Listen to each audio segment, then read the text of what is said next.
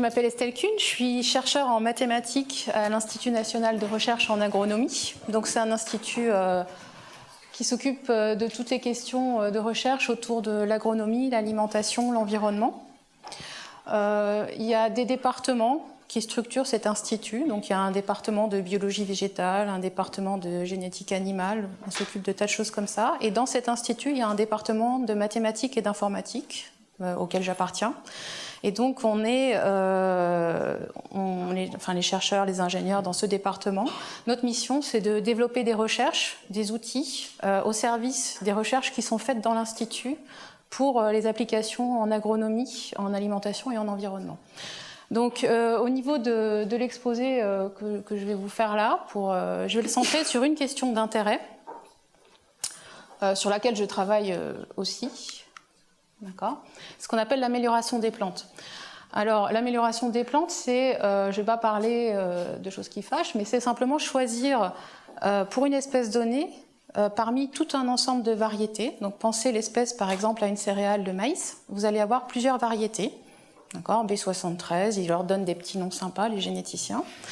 Et dans cet ensemble de variétés qui peut être très grand, il y a un enjeu, c'est choisir la meilleure pour un environnement donné. Parce que là, sur mon dessin, sur ma photo, qu'une collègue généticienne m'a passée, vous avez 3 pots avec des plants de maïs. Donc ils ont quelques semaines là, ils sont tout jeunes.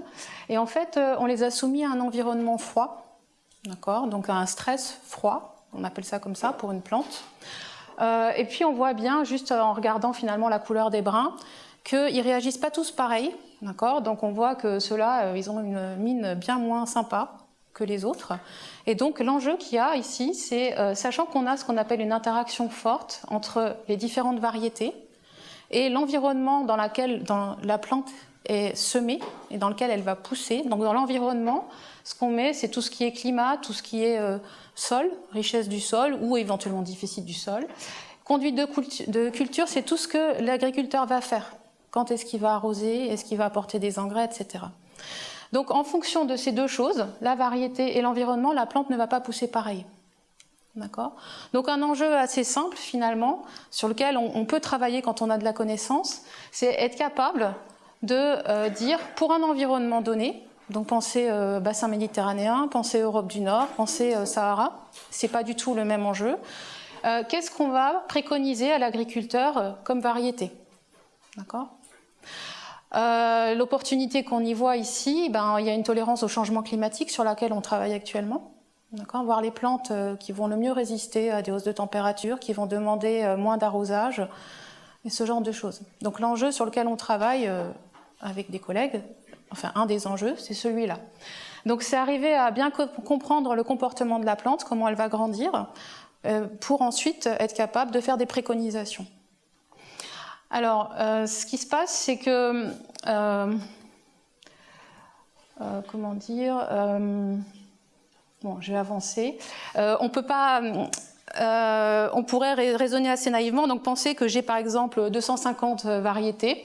Des environnements, j'en ai vraiment beaucoup si j'ai envie de considérer une zone très large. Et on pourrait se dire, on va faire des essais expérimentaux en champ. Vous en voyez peut-être des fois au bord de la route.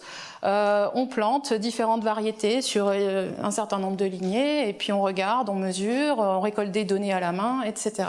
Donc moi j'ai des collègues qui font ça. Quand les corbeaux passent après le semis, c'est la catastrophe parce qu'il faut tout recommencer. Donc ça c'est très difficile. C'est un peu ce que Kerry vous a exposé sur il faut aller chercher des données et des fois c'est pas facile.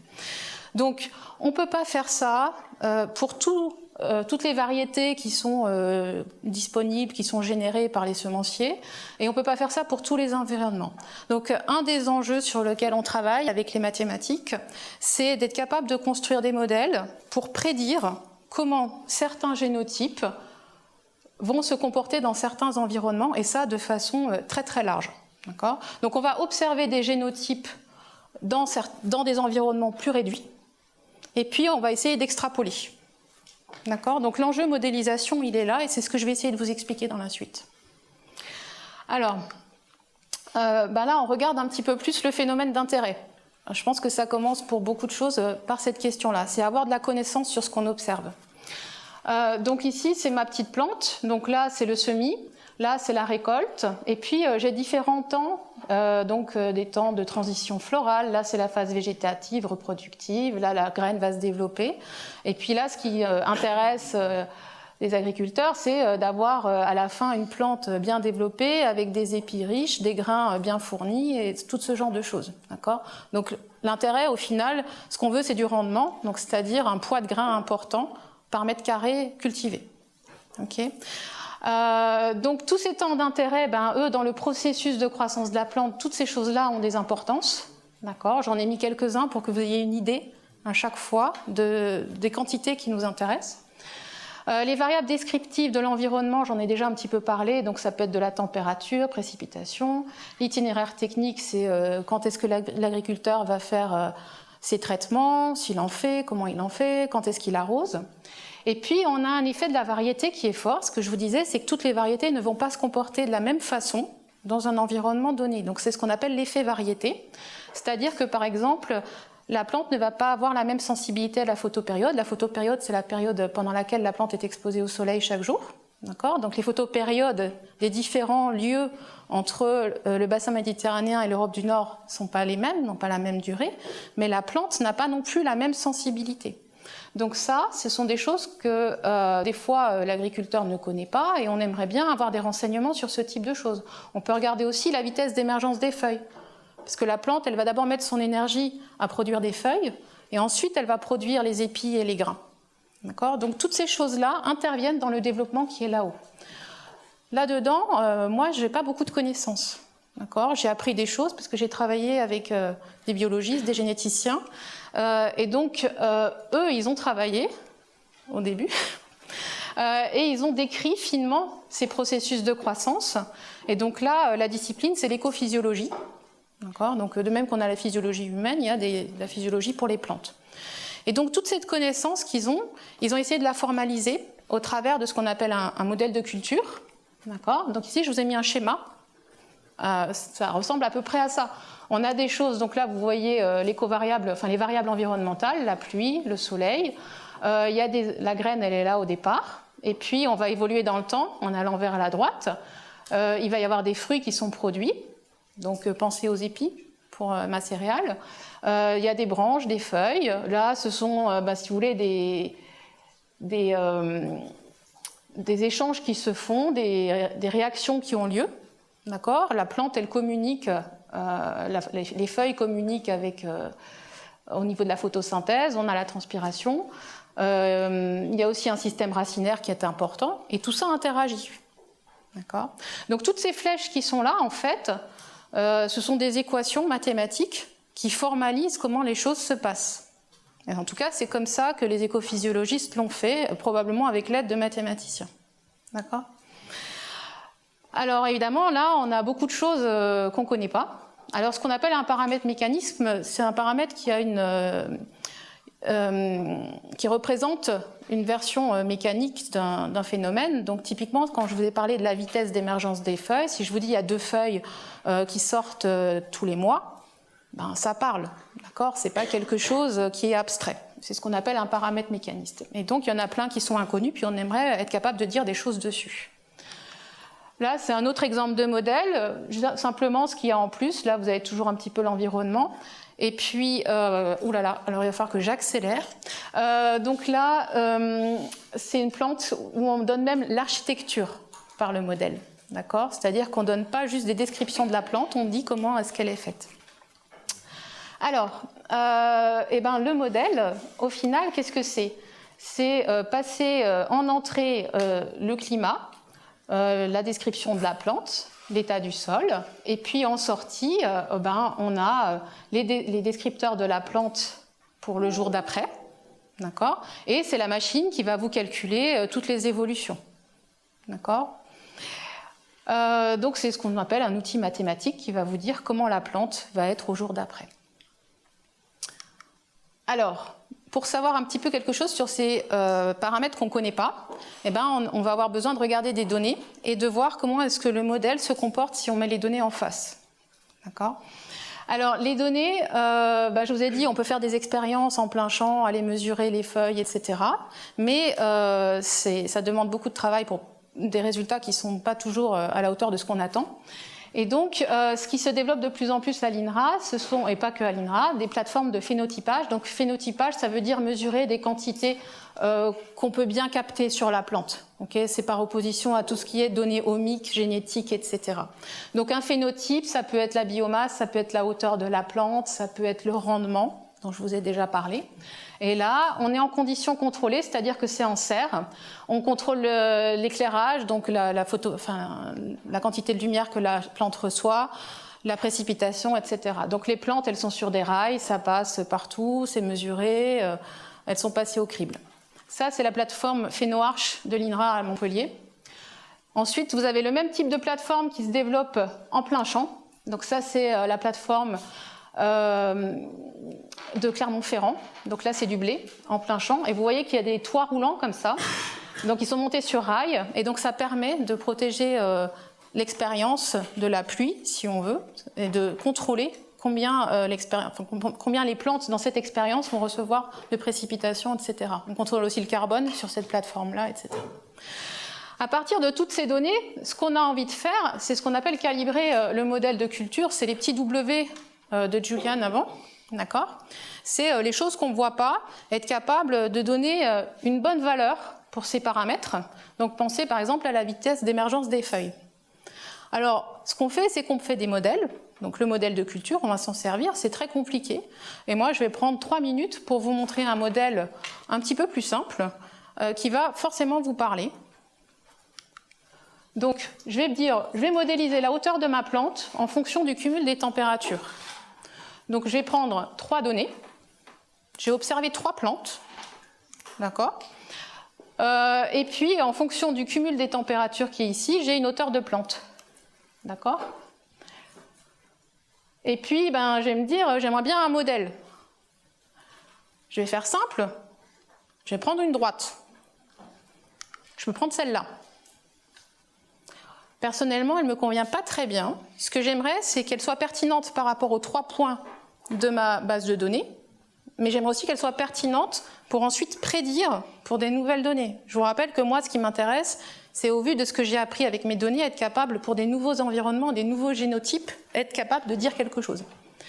Donc, je vais essayer de faire un peu mieux. Ça ne me plaît pas complètement non plus. Il y en a plein, en fait. Je vais m'arrêter là. D'accord ? Mais ce que j'aimerais finalement, c'est mettre en place un critère, ce qu'on appelle en stat un critère, pour dire, en fait, voilà, j'aimerais que ma droite, elle ait certaines propriétés, et en particulier, là, quand je regarde ma dernière droite verte, que j'ai tirée un petit peu au hasard, je vais vouloir que la prédiction qui est en rose ici, la prédiction, c'est si j'admets que mon modèle est bon, quand je mets en entrée mon abscisse cumul de température qui correspond à cette donnée, je peux regarder la valeur que le modèle prédit ici. Et pareil pour les 3 autres points. Donc ce que j'aimerais, c'est que l'écart entre l'observation et la prédiction soit petit. C'est aussi ce que Julian vous a dit, avec une formule un petit peu moche. Ok ? Mais c'est la même chose. Donc finalement, moi, ce qui m'intéresse, c'est ces distances en rouge. D'accord ? Et là, je vais faire un truc qu'on fait, je pense tous. Je vais prendre la crêpe et je vais vous faire un calcul en 2 minutes. Donc,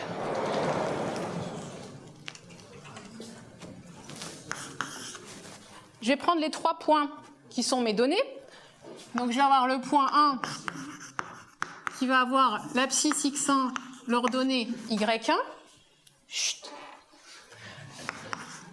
La même chose pour le point 2. La même chose pour le point 3. Je m'arrête là. Ensuite, j'ai les prédictions. C'est les points en rose qui sont sur ma droite. Donc ma droite, c'est mon modèle.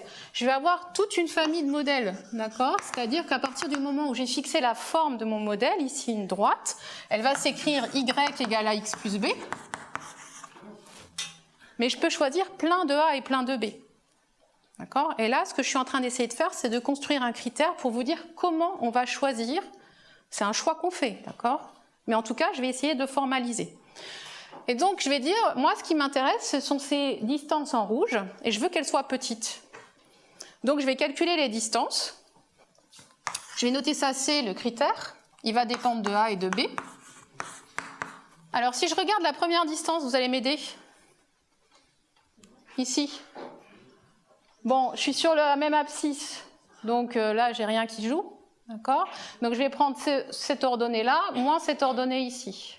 Donc l'ordonnée du haut, c'est ce que j'ai appelé Y1. Et l'ordonnée du bas, c'est quoi ? L'ordonnée qui est en bas, ici, c'est la prédiction, donc c'est le point qui est sur la droite.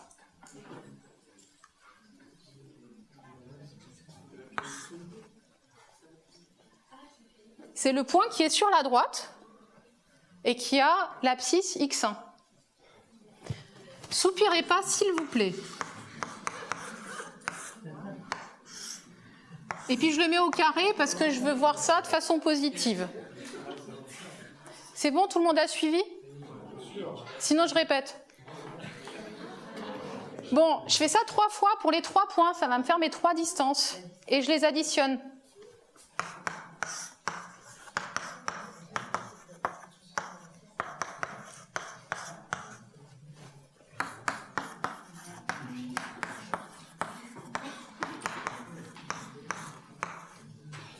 Et donc là, j'ai écrit un critère qui dépend de A et B, qui est positif. J'ai mis des carrés pour ça, j'ai fait la somme.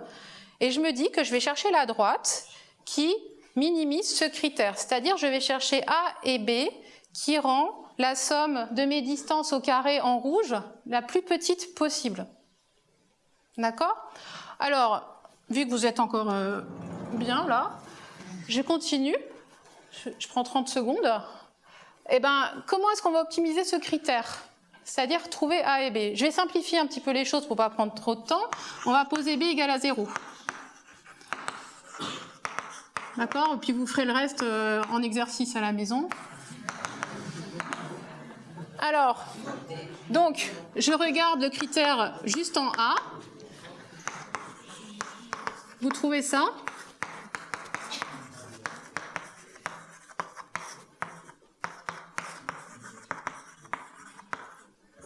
Et puis là, ce qui m'intéresse, c'est A qui varie.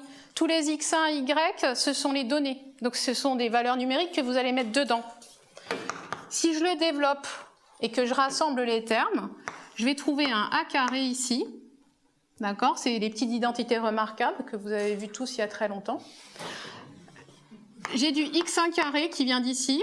Là, j'ai du x2 carré, x3 carré. Ensuite, j'ai mes doubles produits que j'oublie pas. Moins 2a. Ça va être x1, y1, plus x2, y2. x3, y3. Et puis, j'ai mon terme constant qui est derrière. Le terme constant, c'est y1 carré, plus y2 carré. Plus y3 carré. Et donc là, vous voyez apparaître la parabole dont Julia vous a parlé avant, qui est une vraie parabole dans ce cas-là. D'accord? C'est le polynôme d'ordre 2, d'accord? Qui en fait, vu que votre coefficient là, il est positif, eh ben, il a la forme du sourire, il n'a pas la forme dans l'autre sens.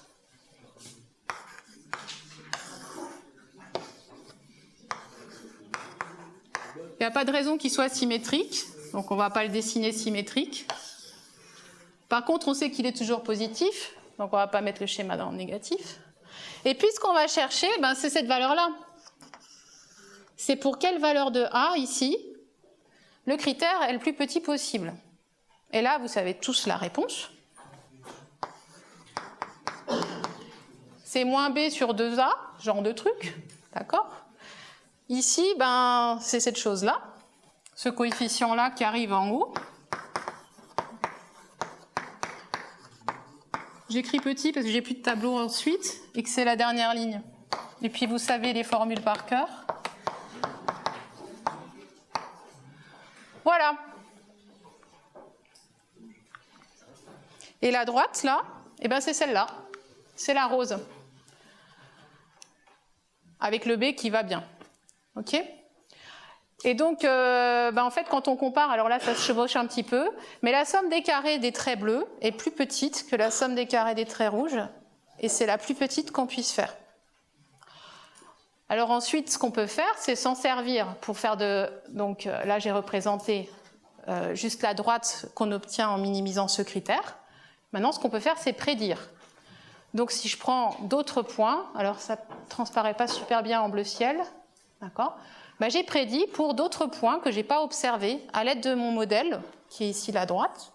Mais si je reviens à mes plantes avec mon modèle de culture, ça veut dire que j'ai fait ça pour un grand nombre de paramètres, tous les paramètres mécanistes de mon modèle de culture. J'ai été capable de faire ça avec un critère un petit peu plus élaboré que ça, et puis un petit peu plus qu'un tableau et une craie, donc des machines, des calculs d'optimisation, parce que là, ce qu'on a fait, vous avez optimisé une fonction, vous avez regardé comment elle varie, et vous avez trouvé son optimum. D'accord ? Eh ben, ce qu'on fait dans des cas plus compliqués, c'est ça. Alors, moi, ce que j'ai envie de vous dire, les ingrédients du problème que je vous ai montré aujourd'hui, ben, si on regardait ce problème jusqu'à ce que j'ai appelé un passé proche, donc il y a, je pense, 10 ans, les ingrédients, c'était la connaissance. Donc la connaissance des collègues en biologie. C'est de celle-là dont je parle ici. D'accord ? Donc du scientifique avec qui vous allez travailler au niveau des applications. Et ensuite, il y a la modélisation, où là, tout le monde travaille ensemble, parce que c'est des maths, mais c'est aussi sa connaissance à lui que vous formalisez. Donc il faut extrêmement dialoguer, et limite être en symbiose, hein, si on veut parler d'un biologiste. Ensuite, il y a les données qu'on met en face de tout ça, et puis on essaie de faire en sorte que ce que le modèle sort, ce soit le plus petit possible, le plus proche possible par rapport aux données, que l'erreur soit la plus petite possible. Donc tout ça, ça se fait par de la statistique, de l'algorithmique et de la programmation. Donc c'est ce que vous ont dit mes collègues avant aussi. Et puis, les ingrédients que je dirais actuels et futurs, ben, on rajoute des choses, c'est-à-dire que les connaissances disciplinaires, elles avancent très vite. Il y a des disciplines qui sont plus récentes, il y en a qui sont plus anciennes, il y a des bons qui sont faits en génétique, en économie. Enfin, pensez à toutes les disciplines d'application qui vous ont été montrées jusqu'à présent. Il y a de plus en plus de connaissances, donc ça veut dire qu'il y a de plus en plus de choses à mettre dans les modèles, donc avoir une modélisation de plus en plus fine. Les données, ben, l'intitulé du Big Data, j'ai mis une version française très polie, donc les données massives. Massif, ça veut dire qu'on peut avoir beaucoup de données, mais chaque donnée peut être très grande aussi. Donc c'est 2 fois massif. Et donc, les ingrédients, ils sont toujours à peu près les mêmes. C'est ce qui vous a été dit par Kerry aussi avant. D'accord ? Mais on passe en grande dimension. Et ça pose plein de questions et plein de défis derrière. Donc il y a du travail. Merci.